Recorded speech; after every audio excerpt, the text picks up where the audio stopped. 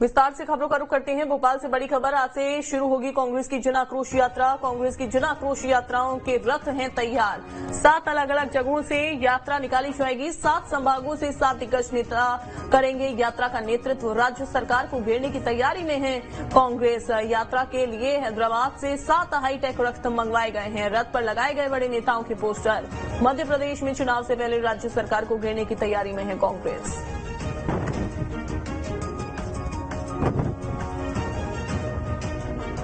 बड़ी जानकारी दे दें कि आज से कांग्रेस की जन आक्रोश यात्रा की शुरुआत हो रही है। कांग्रेस की जन आक्रोश यात्राओं के रथ तैयार हैं। राज्य सरकार को घेरने की तैयारी में है कांग्रेस। 7 अलग अलग जगहों से यात्रा निकलेगी।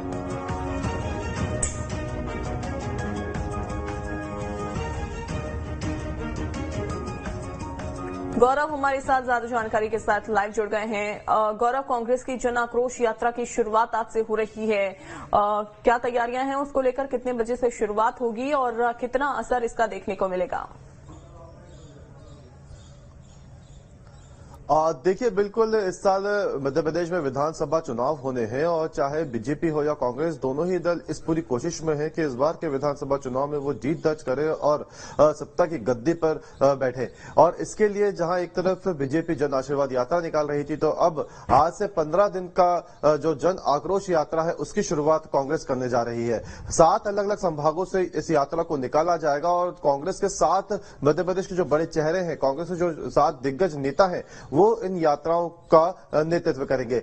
इस यात्रा के लिए जो तैयारियां हैं वो उसको लेकर अगर हम बात करें तो हैदराबाद से हाईटेक रथ यहां पे यात्रा के लिए बुलवाए गए हैं, जो 230 विधानसभा चुनाव को कवर करते हुए भोपाल पहुंचेंगे। कहा जा सकता है कि कांग्रेस का जमीनी स्तर पर लोगों से जुड़ने का ये एक अच्छी कोशिश कही जा सकती है, क्योंकि कांग्रेस का साफ तौर पर कहना है कि सरकार के जो अब तक के किए गए घोटाले हैं और भ्रष्टाचार है उसको जनता तक पहुंचाने का कांग्रेस की प्राथमिकता है। और इसी के चलते अपनी 15 दिन में 11,000 किलोमीटर के लगभग की पूरी यात्रा के दौरान जनता को बीजेपी के या कहा जा सकता है सरकार के भ्रष्टाचार और घोटालों की जो पुस्तिका है वो लोगों तक पहुंचाई जाएगी, कांग्रेस का साफ तौर पर यह कहना है। वही अगर हम इस पूरी यात्रा की बात करें तो उत्तर के जो जिले हैं, जिसमें भिंड, मुरैना और चंबल जो संभाग है, यहाँ का नेतृत्व खुद गोविंद सिंह करेंगे और जो तमाम यहाँ की जो विधानसभाएं हैं वो इस यात्रा का नेतृत्व करते हुए जनता तक पहुंचने की कोशिश करेंगे। वही अगर पश्चिम की बात करें तो पश्चिम के जो जिले हैं वहां पे